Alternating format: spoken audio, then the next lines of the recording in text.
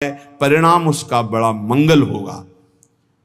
ये जो शास्त्रों चिंताएं लिए बैठे हैं अपने लोग, इसीलिए भजन में तारतम्य नहीं होता। कभी लीला में डूब रहे, कभी नाम जप में डूब रहे, कभी सेवा में, ये तारतम्य नहीं रहता। कभी प्रपंच की बातें, कभी प्रतिष्ठा का चिंतन, कभी नाना प्रकार के मान सम्मान का चिंतन, ये घुसने ना पावे हृदय में। बहुत सावधान रहना चाहिए साधक को।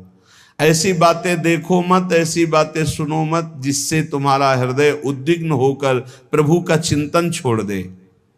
जिन्होंने अपने आप को प्रभु के भरोसे कर दिया वो बेपरवाह हो गए। कर दो भरोसे में, एक एक क्षण बहुत सुंदर ढंग से व्यतीत होता है जो प्रभु के भरोसे होता। और ऐसे एक एक क्षण जलते रहोगे, चिंता, शोक, भय, अरे अब क्या होगा, ऐसा क्या होगा, कैसे करूं, नाना प्रकार की चिंताएं। अपने आप को प्रभु के चरणों में समर्पित कर दो, तुम्हें कुछ नहीं करना पड़ेगा, सब वो करवा लेंगे आपसे। जो आपके लिए मंगल है वो सब करवा लेंगे। तुम शांत होकर प्रभु के चरणों का आश्रय ले लो, जो कर्तव्य कर्म है उसे करो। अलम कश्यापि संगत्या तवालम शास्त्र कर्म भी वृंदारण्य तृणम मन्यो धन्यो ना किंचिदाचरेत। तुम किसी और का संग मत करो, क्योंकि अगर और का संग करोगे तो तुम्हारी बुद्धि में व्यभिचार दोष हो जाएगा। भक्ति में भी व्यभिचार दोष होता है। अपने इष्ट से अलग चिंतन होना ये व्यभिचार दोष है। अलम कश्यापि संगत्या, किसी का भी ऐसा संग मत करो जो श्यामा श्याम के सुमिरन में बाधा पहुंचा दे, प्रिया प्रीतम की चिंतन वृत्ति हट जाए और अपनी चिंतन वृत्ति जागृत हो जाए, या किसी व्यक्ति की चिंतन वृत्ति, ये बहुत बड़ी हानि है। और आगे कह तवालम शास्त्र कर्म भी, तुम शास्त्र कर्म की भी अब चिंता मत करो। क्यों? शास्त्र कर्म की क्यों न करो? क्योंकि कर्म करते करते अनंत जन्म हो गए, फिर भी हमारा उद्धार नहीं हुआ। अब क्या करो? अब भज गोविंदम भज गोविंदम गोविंदम भज मूढ़ मते। एक ही उपाय है भगवान का भजन। अरे भाई, जब तक तुम धन कमाने लायक हो तभी तुम्हें प्यार मिलेगा इस संसार में। बहुत सुंदर उपदेश है। जब तक तुम धन कमाने लायक हो तभी तुम्हें कहेंगे मेरा पति, मेरा पिता, मेरा भाई, मेरा अमुक अमुक। और जिस दिन तुम धन कमाने लायक नहीं रहोगे उस दिन कोई बात नहीं पूछेगा, पक्की बात है। वाह वाह जब चल रहा है तो सब हाथ मिलाएंगे, और जब बुरा समय आएगा तो तुम्हारी गली से निकलना हो ठीक नहीं समझेगी कि अगर उधर निकलेंगे कहीं वो मिल न जाए और कुछ मांग न ले, कुछ कह न दे। जब तक तुम धन कमाने लायक हो, तुम्हारे पास धन है, तभी तक तेरे को प्यार मिल रहा है संसार से, परिवार से। और जब तू रोगग्रस्त हो जाएगा, जराग्रस्त हो जाएगा, तो कोई भी तेरे से बात नहीं पूछेगा, बात नहीं करेगा। अरे मूढ़, इसलिए तू निरंतर गोविंद का भजन कर ले, गोविंद का भजन कर ले, गोविंद का भजन कर ले। ये आशा परिवार की भोगों की इतनी सुदृढ़ है फांसी ये कि नहीं कटती है। बूढ़ा हो गया है, त्वचा सब ढीली हो गई, हड्डी हड्डी दिखाई देती है, सिर के बाल सब पक गए, दांत एको नहीं रह गए, लाठी लेके चल रहे, फिर भी वही परिवार की ममता। दरवाजे पे बैठा वही परिवार के विषय में सोचता रहता है। ये नहीं सोच रहा कि मृत्यु नजदीक आ रही, भगवान का भजन कर ले, अपने जीवन को सार्थक कर ले। अरे मूढ़, तू निरंतर गोविंद का भजन कर ले, गोविंद का भजन कर ले, कोई तेरे काम आने वाला नहीं। जब अवस्था ढल जाती है तो काम वेदना अंदर रहती, लेकिन काम क्रीड़ा नहीं हो पाती, जलता रहता है वो वृद्ध। जब जल सूखने लगता है तो जलाशय, जिसमें उसमें जो अंदर होते कछुआ, मछली, मेढक, जो भी जीव सब व्याकुल होने लगते हैं। क्या जलाशय, जब जल सूख गया, अवस्था निकल गई तो क्या विकार काम विकार उसे जलाता रहता है, वो चिंता से जलाशय में डलते रहते हैं कि अब पानी सूखा, मरेंगे। ऐसे ही जब धन नष्ट हो जाता है तो कोई परिवार का मित्र, रिश्ता, नाता कोई निर्वाह नहीं करता। सच्ची हमने देखा है, ये दृश्य देखे हैं। इसी प्रकार अगर तत्व ज्ञान हो गया तो संसार से तुम मुक्त हो जाओगे। इसलिए तत्व ज्ञान प्रदान करने वाले भगवान गोविंद का भजन कर। दिन व्यतीत हुआ, रात आई, रात व्यतीत हुई, प्रातः हुआ, फिर दिन व्यतीत हुआ, फिर सायं आई। तुम्हारी आयु नष्ट हो रही, गए 24 घंटे, अब पता नहीं कितने घंटे, कितने मिनट हैं। शिशिर गई, शिशिर ऋतु, बसंत ऋतु आई, वर्षा आई, ग्रीष्म आई, शरद आई, गए। हर ऋतु 2-2 महीने अपना प्रभाव दिखाकर हमारी 2 महीने की आयु गई। ऋतु गई, दिन गया, रात गया, आयु बीतती चली जा रही है, आशा बढ़ती चली जा रही है। ऐसा मकान बना लेंगे, ऐसा कर लेंगे, ऐसा कर लेंगे। अरे मूड, मरने का समय आ रहा है। रोज दिन जा रहा है, रात्रि जा रही, सायं व्यतीत हो रहा, ऋतुएं निकलती चली जा रही हैं। तुम्हें आशा रूपी फांसी ने ऐसा बांध रखा है, इतना कमा लिया, अब इतना कमा लेंगे, इतना कर लिया, वैसा कर लेंगे। ये तुम्हें पता नहीं कि तुम्हें मरना है। तुम्हारी आयु नष्ट होती चली जा रही है। आशा रूपी इस फांसी को काट लो। कैसे? भज गोविंदम, भज गोविंदम, गोविंदम भज मूढ़मते। अरे मूढ़मती, गोविंद का भजन कर ले, गोविंद का भजन कर ले, गोविंद का भजन कर ले। नहीं, मृत्यु के समीप आने पर ये व्याकरण का शब्द डुक्रिंच करने, ये तुम्हारी रक्षा नहीं कर पाएगा। ये व्याकरण, ये पढ़ाई लिखाई, ये तुम्हारी मृत्यु पर विजय प्राप्त नहीं। मृत्यु पर गोविंद गोविंद हरे मुरारे, गोविंद गोविंद मुकुंद कृष्ण, गोविंद गोविंद रथांग पाणे, गोविंद दामोदर माधवेति। ये भगवान नाम ही तुम्हारी रक्षा करेंगे। जिसने गीता जी को पढ़ा, श्रीमद् भागवत गीता जी, कुछ लोग तो इस भेद ही नहीं जान पा रहे हैं कि श्रीमद् भागवत और श्रीमद् भगवत गीता जी अलग है, नहीं जान पाते हैं कई लोगों के ऐसे। जिसने जो युद्ध क्षेत्र में भगवान श्री कृष्णचंद्र जी ने अर्जुन को 18 अध्याय उपदेश किया, उसे श्रीमद् भगवत गीता जी कहते हैं। और भगवान व्यास देव जी द्वारा रचित श्री सुखदेव जी ने जो 7 दिन में परीक्षित जी को सुनाया, वो श्रीमद् भागवत है। जिसने भगवत गीता को पढ़ा है, गंगा जल के एक बूंद भी आचमन किया है, एक बार भगवान श्री कृष्ण की पूजा कर ली है, यमराज उसकी तरफ आंख उठा के भी नहीं देखेंगे।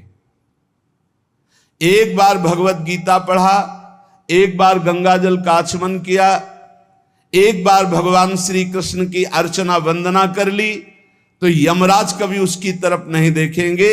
इसलिए एक बार का जब इतना महत्व है तो तू हर समय भज गोविंदम, भज गोविंदम, भज गोविंदम मूढ़मते। हर समय गोविंद का भजन कर, गोविंद का भजन। अये मूढ़मती, तेरा कोई साथ नहीं देगा, तू गोविंद का भजन कर। कहते हैं कि ये भजन की अवस्था नहीं है, तो कब भजन की अवस्था होती?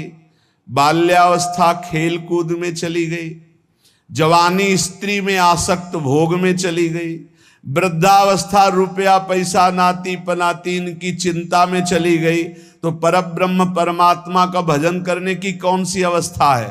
अरे जब से होश हो जाए तभी से भजन शुरू कर दो। चेतना जागृत हो, बुद्धि काम करने लगे, राधा राधा राधा, गोविंद गोविंद गोविंद भजन करे। अरे मूढ़, कोई तेरा साथ देने वाला नहीं, इसलिए भज गोविंदम, भज गोविंदम। इस संसार में बार बार जन्म होता है, बार बार मरण होता है, बार बार 9 महीने माता के गर्भ में रहना पड़ता है। अब तो होश संभाल ले, मनुष्य शरीर मिला है, भगवान श्री कृष्ण की शरण में आ जा और इस अपार संसार से पार हो जा, और हर क्षण गोविंद गोविंद गोविंद ऐसा रट, नहीं बार बार जन्म मरण के चक्र से तुझे कोई नहीं बचा सकता है। रात गई, दिन गए, पक्ष गया, कृष्ण पक्ष शुक्ल पक्ष, महीना गया, अयन उत्तरायण दक्षिणायन, वर्ष गए, कितने वर्ष गए, अब भी तुझे होश नहीं। तू यहां लोगों से राग द्वेष में फंसा है। अरे तेरी मृत्यु का समय आ रहा है, परम पद पहुंचने का उपाय कर। किसी से ईर्ष्या मत कर, मत्सरता मत कर, किसी की निंदा मत कर, किसी से द्वेष मत कर। अंतिम समय आने वाला है, इसलिए गोविंद गोविंद गोविंद ऐसा भजन कर ले। अरे मूड तेरा कोई साथ देने वाला नहीं। माताओं बहनों की तरफ काम दृष्टि से देखकर अपनी क्यों दुर्गति करते हो? कुछ नहीं है। जहां तुम्हें आकर्षण लग रहा है कुछ नहीं है। मोह विकार है तुम्हारा, अज्ञान का विकार है। बार बार मन में विचार करके उनके चरणों में वंदना करो, उनके प्रति काम भाव करके। गलत दृष्टि से मत देखो, मूड तेरी दुर्गति हो जाएगी। इसके लिए तू गोविंद का भजन कर, गोविंद का भजन कर। माताओं बहनों पर काम दृष्टि करके दुर्गति का कारण मत बन। कष्टम, जरा विचार कर, तू कौन है? कभी बैठकर सोचा कि शरीर में रहते 15 वर्ष हो गए, 30 वर्ष हो गए, 50 वर्ष हो गए, तू शरीर नहीं तो है कौन? कभी सोचा? कष्टम, कौन है तू? और कोहम कुतः आयाता, मैं कौन हूं, कहां से आया हूं? कामे जननी कोमे ताता, असली में मेरा पिता कौन है, माता कौन है? ये तो बनावटी है, कुछ समय के लिए छूट जाएगा शरीर। ये शरीर संबंधी माता पिता है, लेकिन मैं कौन हूं? मैं कहां से आया हूं? मुझे कहां जाना है? मेरा असली कौन संबंधी है? कभी विचार किया? नहीं विचार किया, इसीलिए संसार में फंस गया। अब विचार कर, शुद्ध विचार के लिए गोविंद गोविंद गोविंद ऐसा नाम जप कर, तो तुझे समझ में आने लगेगा ये संसार असार है। उमा कहूं मैं अनुभव अपना, शत हरि भजन जगत सब सपना। चाहे एक श्लोक ही गीता जी का पढ़े, रोज गीता जी का एक श्लोक पढ़कर अर्थ सहित चिंतन करे। विष्णु शास्त्र नाम, गोपाल शास्त्र नाम, इनका नित्य पाठ करे। 1000 नाम हो जाते हैं, बहुत लाभ मिलता है। 35 मिनट में हो जाता है, बहुत आराम से गाइए तो 40 मिनट में हो जाएगा। रोज गोपाल शास्त्र नाम, विष्णु शास्त्र नाम का पाठ करो। रोज गीता जी के भले चाहे एक श्लोक ही पाठ करो। और कह रहे कि भगवान श्री हरि का नाम कीर्तन, उनका पूजन, उनका ध्यान करो और सदैव संत जनों का संग करो। नेयम सज्जन संगे चित्तम, चित्त संत जनों की वाणी में दे, असंतों की वाणी में ना दे। और हमें लगता है संत जनों की वाणी में चित्त बहुत कोई भाग्यशाली देता है, नहीं तो प्रपंच की वाणी सुनने के लिए कान बहुत लालायित रहते। देयम दीन जनाय च वित्तम, यदि भगवान ने तुम्हें धन दिया है तो तुम उस धन का सदुपयोग करो। ऐसी जगह सेवा में लगाओ जो भगवान के अनुराग में चल रहे हैं, भगवान के भजन में लगे हुए हैं। गौ सेवा है, या ऐसे जो गरीब हैं, औषधि के लिए परेशान हैं, उनको औषधि का व्यवस्था कर दे। ऐसा धन का शोधन धन्य प्रथम गति जा। नेयम सज्जन संगे चित्तम, देयम दीन जनाय च वित्तम। धन की सार्थकता है दीन जनों की सेवा में, और खूब नाम जप करे। ये शरीर तुम्हें बहुत प्यारा लग रहा है ना, इस शरीर को बहुत लोग तुम्हारे प्यार कर रहे हैं ना, ये सब माया का नाटक है। जिस दिन तुम्हारा प्राण इस शरीर से निकल गए ना, तो जो बहुत प्यार करते थे वो नजदीक नहीं बैठना चाहेंगे। चाहे जितना प्यारा कोई रिश्ता नाता संबंध रखता हो, और मुर्दा घर में एक कमरे में हो, कह दे जाओ उसके पास बैठकर रात व्यतीत करो, तो कह के डर लगेगा। प्राण निकलने पर कोई तेरा नहीं है, इसलिए जब तक प्राण है तो प्राणनाथ गोविंद का भजन कर ले। गोविंद गोविंद गोविंद। जो अपने ब्रह्मचर्य का नाश करता है तो पहले उसे सुख जैसा लगता है, बाद में वो भयानक रोगों से ग्रसित हो जाता है। सुखता क्रियते रामा भोग। बहुत सावधान, जितना आप अपने ब्रह्मचर्य को सुरक्षित रखेंगे उतने ही आप आत्म बलवान होंगे, उतने ही आप पवित्र बुद्धि वाले होंगे, उतने ही शरीर आपका स्वस्थ होगा, आपकी इंद्रियां तेजस्वी बलवान हो जाएंगी, भोगों की तरफ जाने के लिए नहीं, भगवान की तरफ जाने के लिए। और जो काम भोग को बड़ा सुख मान करके रमण करता है, पीछे शरीर जर्जर हो जाता है, बड़े भयानक रोगों से ग्रसित हो जाता है। भाई संसार में सब छूटना है, मरना है, तो सच्चिदानंद को प्राप्त कर लो। लेकिन इसी का उल्टा दुष्ट लोग सोचते हैं, जब मरना ही है तो खूब मनमानी करके मरेंगे। और विवेकी जन, संत जन जो साधु स्वभाव के, कि जब मरना ही है तो पापाचरण क्यों करना है, मुझे अच्छे आचरण करके उत्तम गति को प्राप्त करना है। इसलिए कोई भी पापाचरण मत करो। पापाचरण जन्म जन्मांतर में तुम्हें दुख ही प्रदान करेगा। हर समय गोविंद गोविंद गोविंद ऐसा भजन करो। तन ढकने के लिए यदि चिथड़े भी हो तो चलेगा, तन ढकने के लिए, शरीर पोषण के लिए ज्यादा चिंता मत करो, ये तन भी जलेगा, सड़ेगा, नष्ट होगा। इसलिए पापाचरण करके बहुत अच्छे कपड़े पहनने को मिले तो हमारे लिए नरकगामी स्थिति ही है। वर्तमान में भी पापाचरण के द्वारा शरीर को मत सजाओ, मोटी सोने की जंजीर, बढ़िया कपड़ा, कुछ नहीं। ये अग्नि में भस्म होने वाला शरीर है, ये नष्ट होने वाला शरीर। पापाचरण करके इसे सजा रहे हो और पाप करके दुर्गति भोगोगे। एक मार्ग है ऐसा जो तुम्हें इस जन्म में पुण्य और पाप दोनों से बचाकर भगवत प्राप्ति करा दे। वो भगवान का मार्ग है।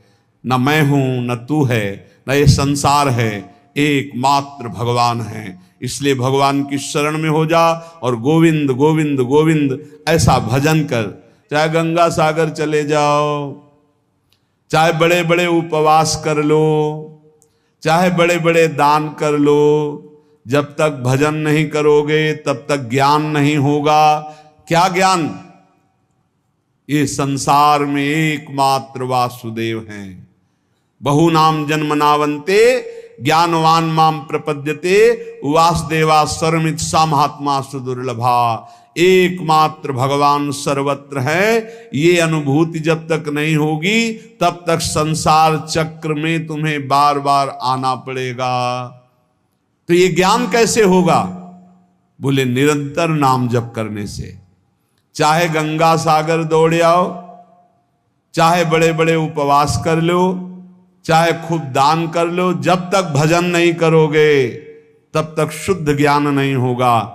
और शुद्ध ज्ञान हुए बिना सर्वान वस्तुतया निरीक्ष परम स्वाराध्य बुद्धिर्मम, आपको भगवत प्राप्ति नहीं होगी। इसीलिए कह रहे बार बार गोविंद का भजन कर, बार बार गोविंद का भजन कर।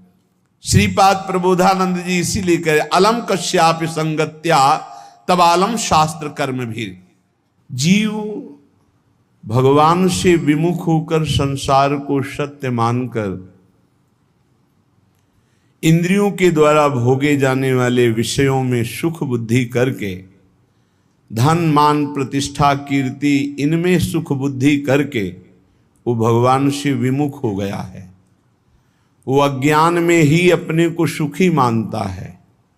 कोई बिरला ऐसा है जो अज्ञान का त्याग करके भगवान की शुद्ध भक्ति में अपने चित्त को जोड़ पाता है। श्रीपाद कह रहे हैं बिना वृंदावन की कृपा के, बिना वृंदावन के रसिकों का संग किए, बिना वृंदावन की रजरानी का सेवन किए प्रेम लक्षणा भक्ति जागृत नहीं होती। क्योंकि प्रेम समुद्र है वृंदावन, और हमारे अनंत जन्मों के ऐसे अपराध, इस जन्मों के ऐसे पाप हैं जो विशुद्ध प्रेम लक्षणा भक्ति में प्रवेश होने नहीं देंगे। तो इन महत् पापों का नाश श्री धाम वृंदावन का आश्रय वास ये नष्ट कर देता है, बड़े बड़े अपराधों को धूल धूसरित कर देता है।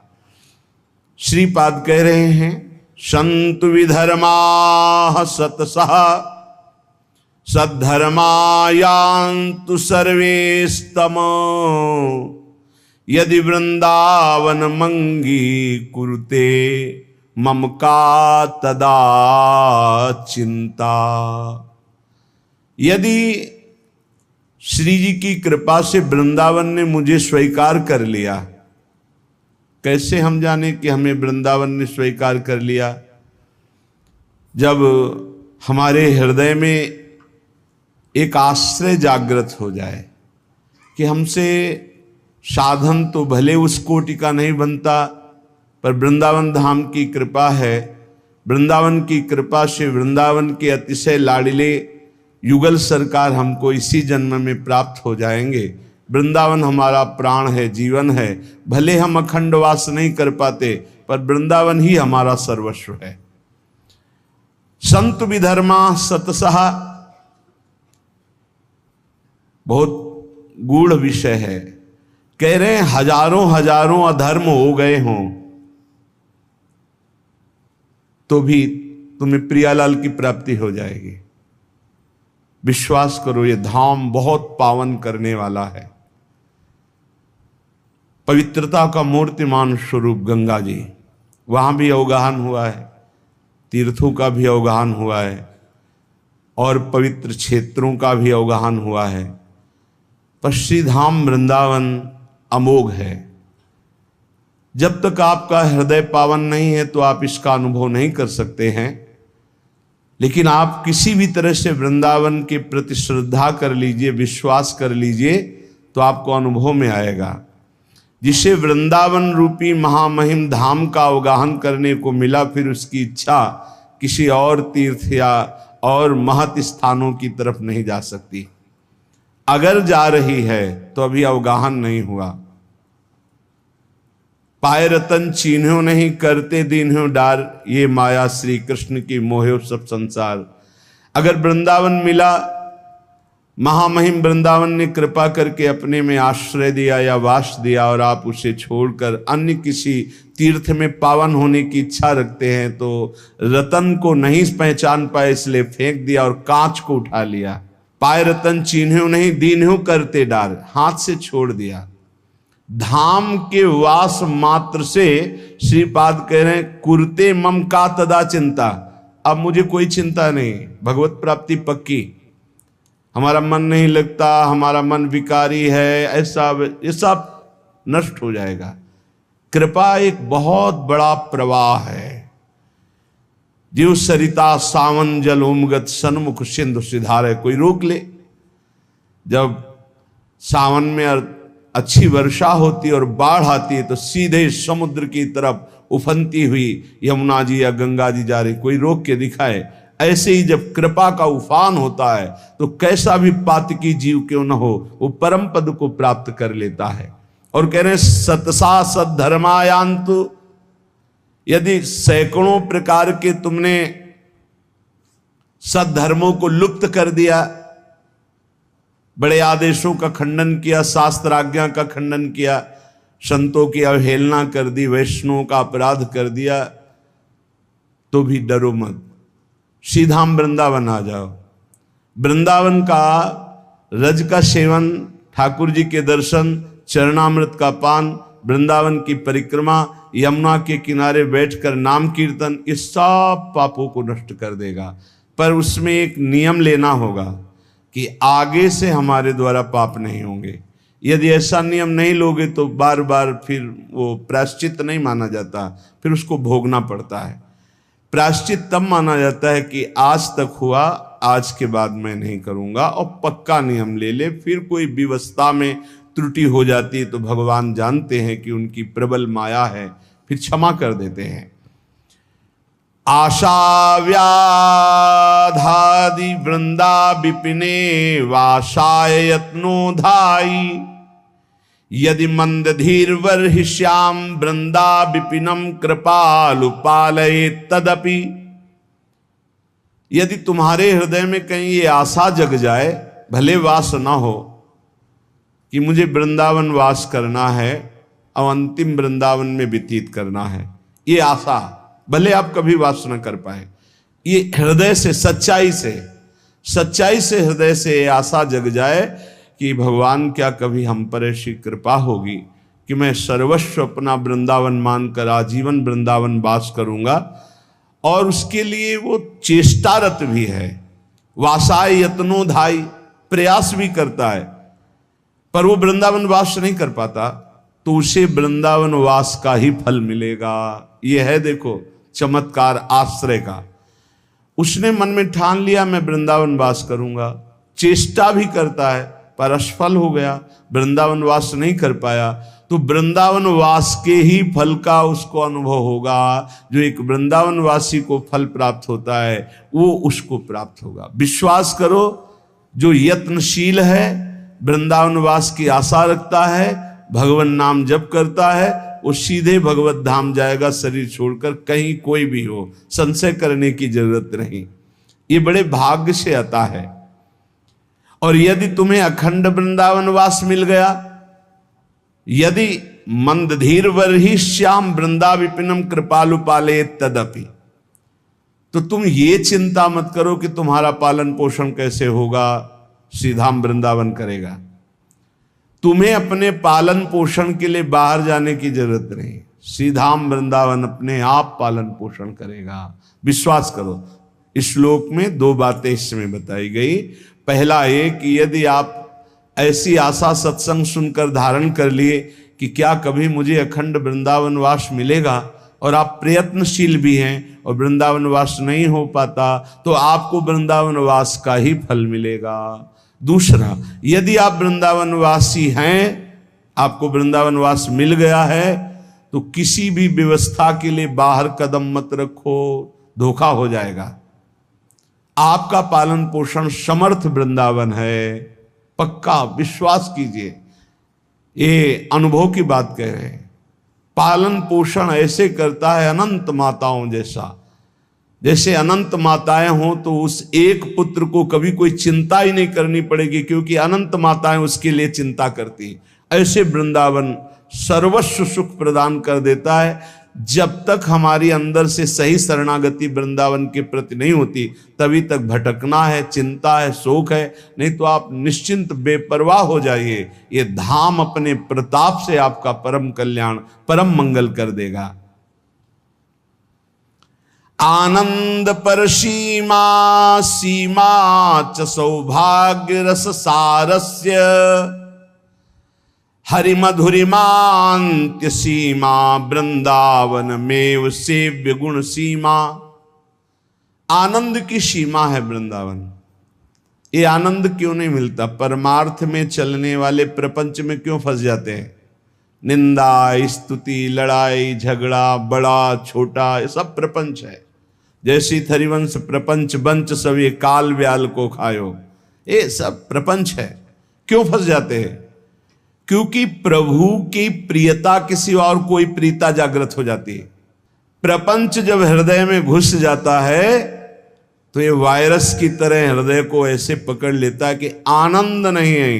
भगवदानंद धाम में रह रहे हो, प्रभु के आश्रित का मार्ग ग्रहण किए हो, कुछ न कुछ नाम जप कर रहे हो, सत्संग सुन रहे हो, आनंद क्यों नहीं आ रहा? क्योंकि ये प्रपंच अंदर घुस गया है। इस प्रपंच को हटाना होगा। कैसे हटेगा? बोले श्याम श्यामा पद कमल संग शिरनायो। जय श्री हरिवंश प्रपंच बंच सब ये काल व्याल को खा। ये काल के द्वारा ग्रसित प्रपंच है, इस पर महत्व बुद्धि मत रखिए। यहाँ कोई भगवान का नाम नहीं लेना चाहता, तुम्हारा नाम कौन लेगा? ये 4 दिन की चांदनी है। बड़े बड़े सिद्धों के ऊपर प्रहार किया गया तो अपने लोग क्या हैं? पूज्य पाद उड़िया बाबा के ऊपर गड़ासा चलाया गया, कुल्हाड़ मारी गई श्री मंगनानंद सरस्वती जी की, पलटू बाबा को कुटिया में घेर कर आग लगा दिया गया। ये भजनानंदी बड़े बड़े सिद्धों को ऐसी लीलाएं माया जनित क्लेश दिए गए, तो अपने लोग क्या विश्वास करें कि अपने साथ क्या नहीं हो सकता? धैर्य पूर्वक प्रपंच का त्याग करके प्रियतम के अनुराग में रंगे हुए प्रेमी जनों का संग करते हुए जब हम चलेंगे तो आनंदापार सीमा, अपार आनंद की सीमा वृंदावन है। इससे बढ़कर कोई आनंद नहीं जहां प्रिया प्रीतम खेल रहे हैं। सीमा च सौभाग्य रस सार सारस्य, सब रसों का सार रस है माधुर्य रस। और माधुर्य रस की उपासना मिल गई तो हमारा बड़ा सौभाग्य है। आनंद की सीमा वृंदावन मिल गया और उपासना की सीमा माधुर्य रस मिल गया, और हरि मधुरिमांत्य सीमा प्रभु के प्रेम की सीमा है, चरम सीमा है सहचरी भाव। ये जो दासी भाव राधा दास चरम सीमा है, कहीं स्वसुख वांछा का लेस भी नहीं इसमें।